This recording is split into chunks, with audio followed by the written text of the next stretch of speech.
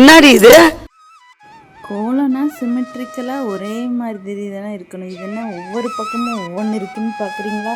இந்த 7 to 4 ஊடுபுள்ளி கோலத்தில் வந்து நடுவில் நட்சத்திரம் வரைஞ்சிக்கோங்க. சுற்றி 2 புள்ளிகள் இருக்கும். அதை நல்லா கவனமாக பார்த்துக்கோங்க. இந்த 2 புள்ளியில் தான் நம்ம பூ வரையலாம், இலை வரையலாம், அப்புறம் அகல் விளக்கு வரையலாம். சனிக்கிழமை போடணும்னா சங்கு கூட வரைஞ்சிக்கலாம். இப்படி ஒவ்வொரு நாளும் ஒவ்வொரு இது வரைஞ்சி இதை 6 நாள் நம்ம ஒரு கோலத்துலேருந்து 6 கோலம் ரெடி பண்ணிடலாம். நம்மளுக்கு கவலை இல்லாமல் ஒரே 4 to 7 புள்ளி கோலத்தில் 6 வெரைட்டி கோலம் இதில் போட்டு பழகிடலாம். இனி வர்ற 6 நாட்களும் நம்ம சேனலில் இந்த கோலத்துலேருந்து 6 வித்தியாசமான கோலங்கள் தான் பார்க்க போகிறோம். இந்த பூவை எடுத்து இப்போ ஒரு பெரிய பூக்கோலம் போட்ட